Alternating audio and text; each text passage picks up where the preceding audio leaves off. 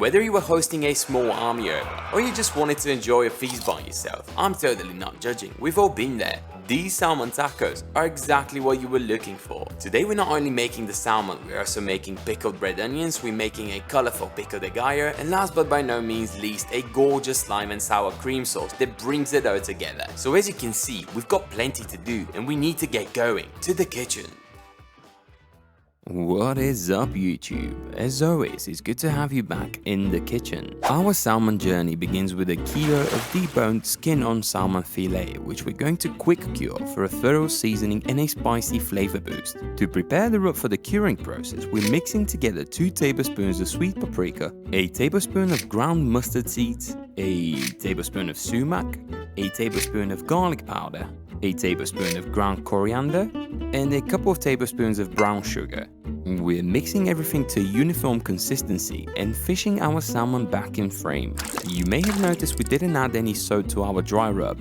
I find it's easier to do an even job if you add salt by itself so that you can see the area you're covering. We're applying a generous coating of salt and mopping up any leftovers with the sides of our salmon so that they too receive their fair share.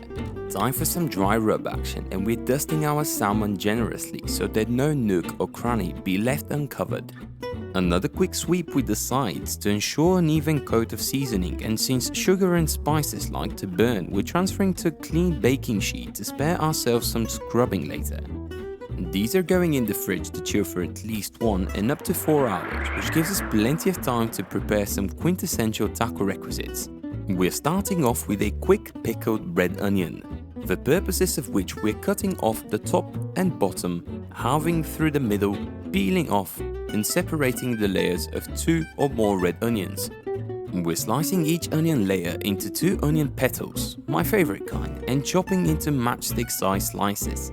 This whole exercise may seem a little overkill, but it's a foolproof way to achieve uniform slices worthy of pickling. Transfer to a heat-proof jar and voila! Sliced red onions in no time. Just kidding. We obviously need to pickle these. To a small saucepan, we're adding equal parts of our vinegar of choice and tap water, along with a tablespoon or 2 of the sweet stuff, bringing to a boil and mixing to dissolve the sugar.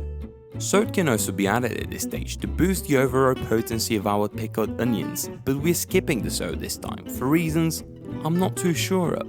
When the liquid's good to go, carefully pour it over your jarred onions and marvel at the wonder that is our soon-to-be pickled onions.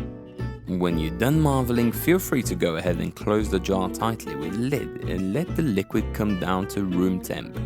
Once the jar's cooled off, we're moving these to the fridge, where an extra hour or so will change the color to bright pink and they'll be ready to be devoured.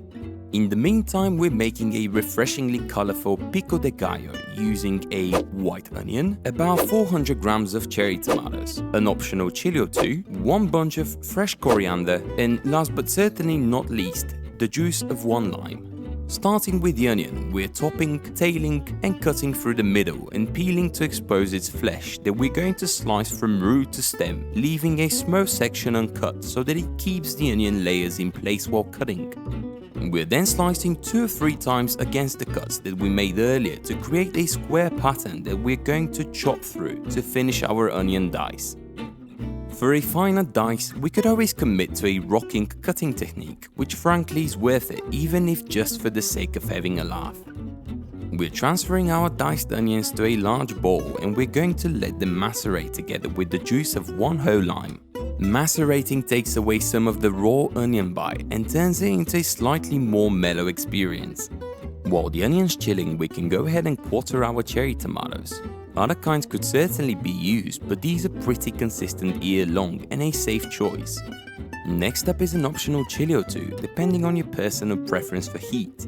And last but not least, a good bunch of fresh cilantro that we're going to roll tight like a cigar and chop finely. We're adjoining everything to the macerating onion, seasoning with a few cracks of salt, mixing well, and giving it a taste to check for salt and acidity before storing in the fridge for later use. One last requisite to address, a cooling sour cream and lime sauce to bring everything together. To a bowl, we are scooping 200 grams of sour cream, we're adding the zest of 1 whole lime along with its juice, and finally adding a crushed clove of garlic. Season with salt, mix to combine everything, check for seasoning and transfer to the fridge. By now, our salmon should have absorbed a good deal of the rub we dusted it with and going through a subtle change in color. We're going to let it sit at room temp to temper while we preheat our oven to 180 Celsius or 360 Fahrenheit. Once the oven is up to temp, we're baking the salmon for 20 to 25 minutes until the flesh loses its shine and turns a darker pink. It really has been a journey and one we should finish in style. We have our main guest of honor, the salmon, accompanied by his entourage, the pickled onions, lime sour cream, avocado slices, some fresh coriander, and a few lime wedges. But despite the full house, I can't help the feeling that we're missing something. But of course Dum Dum here forgot the pico de gallo, and now we're rearranging everything for an extra seat. Let's try that again. Presenting our guest of honor, salmon, and his valued crew members: pico de gallo, pickled onions, lime sour cream, fresh coriander, and last but not least, some out-of-focus lime wedges and a few blurred out avocado slices. It is time to build an empire. Slap a freshly toasted flour tortilla with a teaspoon or 2 of lime sour cream and cover the midsection of the tortilla. Shred a good helping of salmon with the help of a couple of forks and scatter over the sour cream. We're next going in with a tablespoon or 2 of pico de gallo for a visual, textural and flavorful upgrade. And we're coming behind with 2 or 3 avocado slices for extra richness, a forkful of pickled onions, some pinpoint positioned coriander leaves, and last but by no means least, a good squeeze of lime juice. And after all the hard work, we may finally commence in indulgent gluttony. With all of its bright colors, visually it's a joy to watch, but in terms of taste and texture, these salmon tacos simply leave you begging for more. A feast truly deserving of a good plate licking. But please don't take my word for it, make your own.